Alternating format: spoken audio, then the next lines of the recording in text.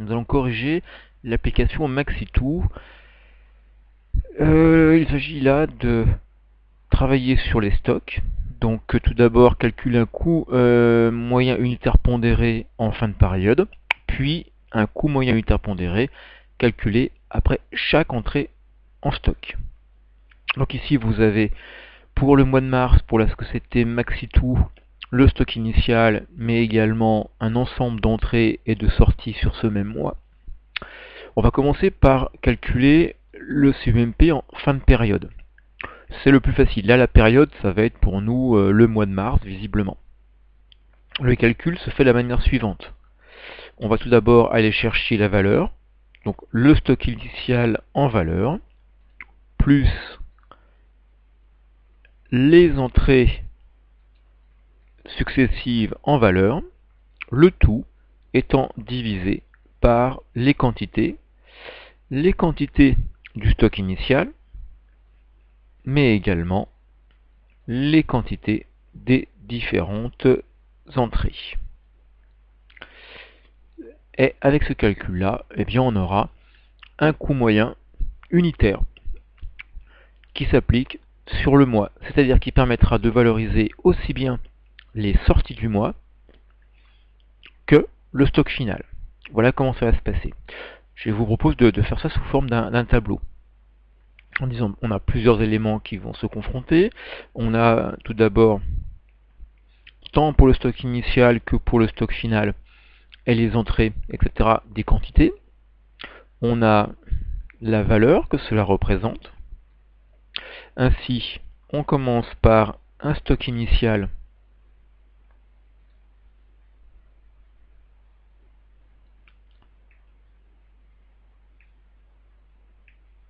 qui est composé de 4000 kg de nickel, qui représente une valeur de 140 000 €. On a ensuite une entrée, le 7 mars. Le 7 mars, c'est 3000 kg de nickel qui a été acheté à 38 € le kilo. Cela veut dire que là, l'ensemble représente 114 000 € en valeur. Et puis, on a une deuxième entrée, le 21 mars, de 3600 kg, et on a obtenu 41 € le kilo pour cet achat, ce qui représente un montant total de 147 600 €.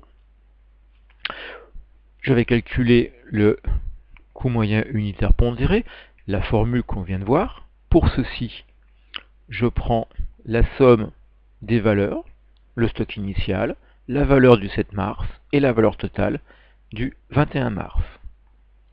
Et puis, ceci sera divisé par la quantité totale disponible en stock, c'est-à-dire les 4000 kg du stock initial, les 3000 kg achetés le 7 mars et les 3600 kg achetés le 21 mars. Ce qui nous donne un coût moyen unitaire pondéré de 37 € 8868 centimes. Alors là, il faut juste qu'on se méfie, c'est qu'il y a beaucoup de décimales derrière la virgule. Et on va garder le maximum de décimales. Comment va être utilisé ce coût moyen unitaire pondéré? Eh bien, de la manière suivante, ça marche uniquement lorsqu'on a un calcul qui est fait en fin de période. Toutes les sorties que vous pouvez voir, celles du 5 mars, du 11, du 16, du 24 et du 26 mars, eh bien, on donnera la valeur à chaque kilo sortant de 37,88 € et quelques. Mais également, on donnera cette valeur au stock final. Alors cette méthode de calcul en fin de période, vous voyez, est plutôt assez facile. C'est vraiment une moyenne pondérée. C'est calculé rapidement. Le seul problème, c'est que derrière, eh bien, ça manque de réactivité. Puisque vous voyez que là, je suis obligé d'attendre la fin du mois, une fois que tous les achats ont été faits, pour pouvoir calculer ce coût moyen de la matière achetée. Et puis ainsi, la sortie du 7 mars, je ne pourrai lui donner que à la fin du mois la valeur du kilo utilisé. Ça sera la même chose pour celle du 11, du 16, etc. Donc c'est très peu réactif, si vous avez vraiment besoin de savoir très rapidement la valeur de ce que vous avez consommé pour obtenir un coût de production, un coût de revient, eh bien c'est sans doute pas la bonne idée. Maintenant, deuxième méthode pour calculer un coût moyen unitaire pondéré. C'est le calculer après chaque entrée en stock. Alors là, c'est un calcul qui va se faire à chaque fois qu'un achat est fait. On va pouvoir commencer de la manière suivante. Je dirais ainsi, le 1er mars, je constate le stock initial. Ce stock initial, c'est 4000 kg pour une valeur de 140 000 euros. Pour les puristes, ça veut dire que chaque kilo qui est en stock a une valeur de 35 euros. Ça va m'être utile tout de suite. Parce que le 7 mars, j'ai une première sortie de stock. Le 5 mars, pardon, excusez-moi. Le 5 mars, j'ai une première sortie de stock. Alors, la technique ici, c'est, dans ce type de tableau, pour pouvoir garder un suivi de ce qui se passe, donner le numéro du bon. Ici, on a un bon de sortie, BS, numéro 345. Ça vous semble peut-être quelque chose qui est un peu barbant, c'est vrai, mais qui a son importance, parce que imaginez que vous ayez de nombreux minerais différents qui soient gérés dans vos stocks, ça rentre, ça sort, etc. Eh bien, le numéro de bon permet de le rattacher à la quantité, et à la valeur aussi de cette quantité-là, et à l'émetteur. Donc ainsi, on va avoir 2400 kg qui ce 5 mars sortent de stock pour être utilisés. On leur donnera la valeur des 35 euros que l'on connaissait. Ce qui veut dire que le 5 mars, on a pour 84 000 euros de matière première qui est sortie de stock. Maintenant, je vais m'occuper des stocks eux-mêmes. Mes stocks, eh bien, j'ai pris sur les 4000 2400 kg. Il m'en reste donc 1600. Ces 1600 sont toujours à 34 euros le kilo. Ce qui veut dire que il nous reste en stock pour 56 000 euros de matière première. Vous voyez tout de suite, cette méthode est beaucoup plus réactive parce que je sais immédiatement, le 5 mars, non seulement la valeur de ce que j'ai consommé, mais également la valeur de ce qui me reste en stock et les quantités également. Le 7 mars, j'ai mon premier achat. J'ai un bon d'entrée à noter qui est le bon 634. On achète ainsi 3000 kg de matière première à 38 euros le kilo. C'est-à-dire que là, vous avez un coût d'achat total pour cette commande de 114 000 euros. Je vais maintenant calculer le coût moyen de ce que je vais avoir en stock. Je pourrais dire ainsi, en stock, j'ai pour 56 000 euros qui me restaient de la sortie précédente. Je viens de rajouter 114 000 euros. Donc la valeur de ce que j'ai en stock est de 170 000. Pour les quantités, j'ai 1600 kg qui m'étaient restés, j'en ai rentré 3000, j'ai donc 4600 kg disponibles. Maintenant que j'ai la valeur totale, si je la divise par les quantités qu'il me reste, j'obtiens le coût d'achat moyen de mon stock, soit 36,96.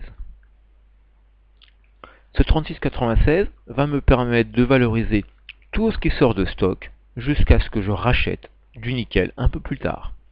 Donc ainsi, le 11 mars, j'ai ma deuxième sortie de stock.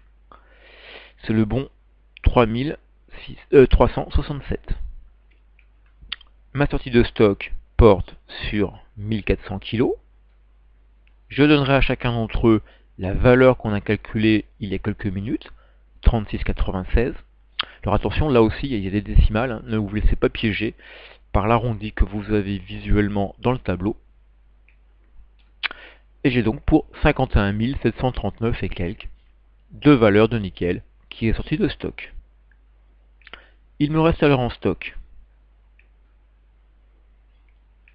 plus que 3200 kg, 4006 moins 1400,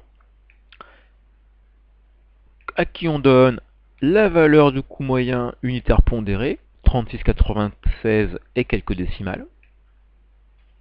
J'ai donc en stock pour 118 260,87 € de nickel. J'ai une autre sortie qui arrive juste derrière, c'est le 16 mars. Le 16 mars, 2000 kg sont pris dans les stocks. Je donne toujours la valeur de 36,96. Donc, la valeur de ce que je sors de stock est de 73 913,04. Qu'est-ce qui me reste en stock? Eh bien, j'enlève à mes 3200 les 2000 qui viennent de sortir, j'ai plus que 1200 kg. Et chacun de ces 1200 kg se voit attribuer toujours notre valeur de 36,96 et quelques. Donc, ça représente, ces 1200 kg, un peu plus de 44 347 € de valeur. Là, nos stocks sont particulièrement bas. Le 21 mars, on a alors un autre achat. J'ai oublié le bon de sortie, pardon. C'était le BS 384. Le 21 mars, j'ai mon deuxième achat du mois de mars. C'est le bon d'entrée 658. Il porte sur un achat de 3600 kg. Le coût d'achat de chaque kilo est de 41 €. On vient donc d'entrer pour 147 600 € de matières premières. Qu'est-ce que j'ai en stock? Eh bien, en valeur, je prends les 44 000 qui me restaient, je rajoute les 147 600 que l'on vient d'acheter, j'ai donc pour 191 947,83 de valeur en stock, qui représente la quantité suivante, 1200 kg, auquel je viens d'en rajouter 3600, j'ai pour 4800 kg. Et donc chaque kilo va valoir les 191 000 divisé par 4800, soit 39,99. On en a bientôt terminé. Le 24 mars, avant-dernière sortie, c'est le bon de sortie 401. Je prélève 1600 kg. Je donne à chacun d'entre eux le coût moyen unitaire pondéré que je reviens de calculer, soit une valeur totale de 63 982,61, etc.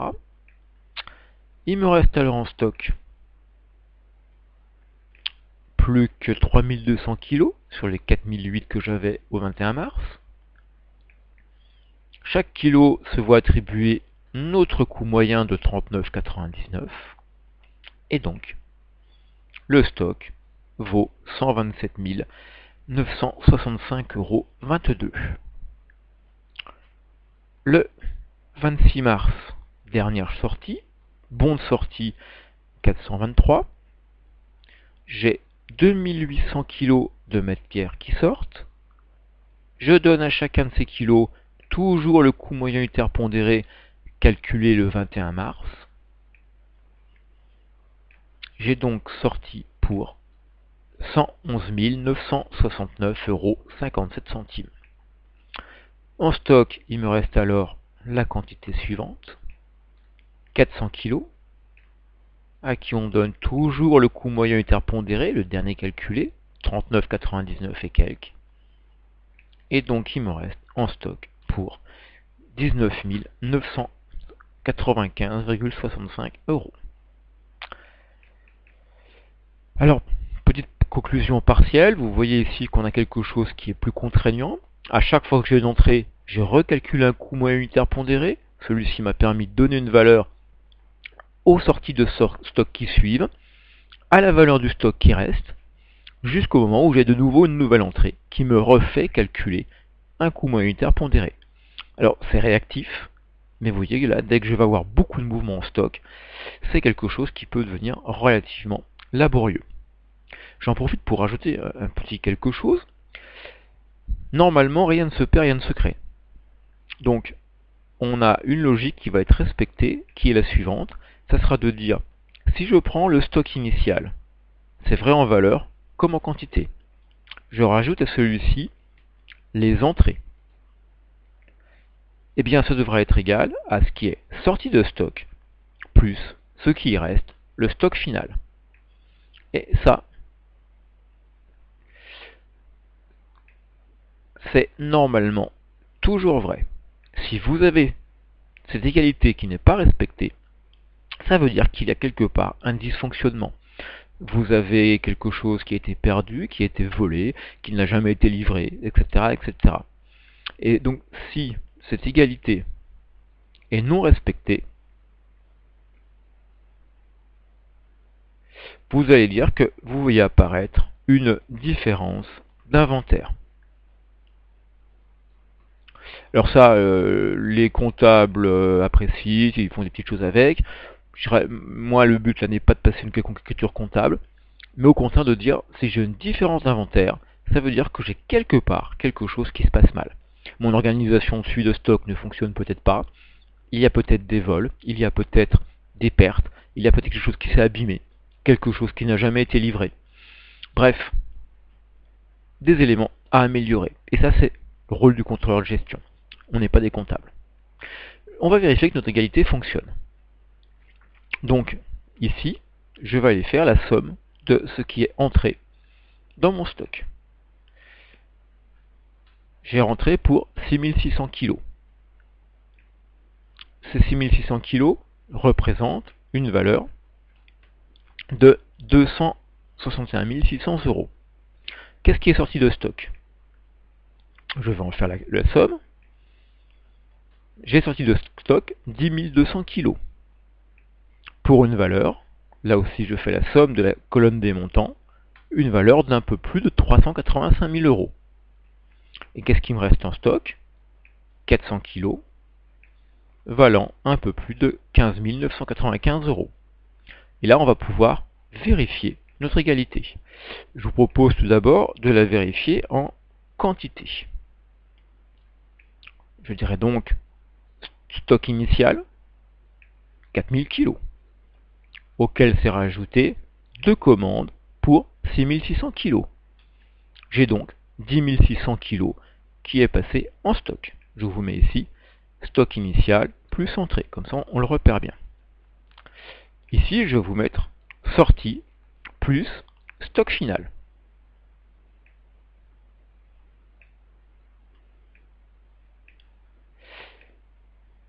Ce qui est sorti de stock, 10 200 kg. Qu'est-ce qui me reste à la fin du mois en stock? 400 kg. Donc, stock final plus sortie, 10 600. L'égalité est respectée visiblement. On va la vérifier en valeur. Donc en valeur, j'ai un stock initial qui valait 140 000 euros. On a rajouté en 2 fois pour 261 600 euros de matière. J'ai donc pour 41 600 euros qui a transité dans le stock. Maintenant, l'autre partie de l'égalité. Je prends la valeur de ce qui est sorti de stock. On en a eu pour un peu plus de 385 000 euros. Quelle est la valeur du stock final? 15 995 plus quelque chose, soit 41 600. Vous voyez ici en valeur, l'égalité est également respectée. Donc ça, c'est juste une petite précaution. Ça nous permet de faire un peu nos suivis de stock tranquillement. Je rajoute encore un petit élément, puisque là on parle des stocks, et que c'est notre premier exercice sur les stocks. En comptabilité, vous avez vu qu'on a en fait procédé à la fin de l'année à un inventaire, ce qu'on appelle l'inventaire physique. En gros, vous avez sans doute vu des magasins qui, à la fin du mois de décembre, sont fermés avec une affichette sur la porte vous disant « Fermeture pour cause d'inventaire ». L'inventaire physique, eh bien je compte tout ce qui est dans les stocks. Dans mon magasin, par exemple, je vais aller compter toutes les boîtes de conserve restantes, etc., etc. Et puis, je vais ainsi pouvoir vérifier que l'inventaire permanent, c'est-à-dire cet inventaire théorique tel qu'on le fait ici sur un tableau, correspond. Là, normalement, vous devriez trouver les mêmes chiffres. Si les chiffres sont également différents, ça veut dire que vous avez un petit problème quelque part. De nouveau, du dysfonctionnement. Les comptables, eux, passent des écritures, et nous on dira, eh bien, entre ce qu'on a théoriquement entré, sorti en stock, et ce que l'on a concrètement entrée et sortie de stock, ça ne correspond pas. Donc pourquoi? Là aussi, il faut savoir raison garder. Si vous avez une différence qui est de pas grand chose, quelques euros, quelques unités de quelques kilos, quelques litres, etc., c'est peut-être pas très grave. En tout cas, ça ne va pas nous alerter. Si par contre vous êtes sur quelque chose qui se fait visiblement régulièrement, des quantités importantes ou de valeurs importantes, ben là, il faudra sacrément se pencher sur le problème. En fait, en contrôle de gestion, on a une expression. On va parler de l'action euh, par défaut ou par exception, en disant on va se limiter, on va se mettre une limite. Si on est en dessous de cette limite, on considérera que on dépensera trop d'énergie pour régler un problème. Mais une fois que cette limite est franchie, eh bien là, l'énergie qu'on va mettre pour régler le problème sera inférieure au montant qui pose un souci. Donc effectivement, si vous devez faire travailler quelqu'un plusieurs jours, ça représente plusieurs milliers d'euros de travail pour régler un problème de 30 euros, c'est absurde. Si au contraire vous avez quelqu'un qui travaille plusieurs heures pour régler un problème qui porte sur 30, 40, 50 000 euros, bah là au contraire c'est pas du tout absurde, c'est logique. Voilà, c'est ce qu'on appelle la gestion par exception. Je vous remercie de votre attention et vous souhaite une bonne continuation.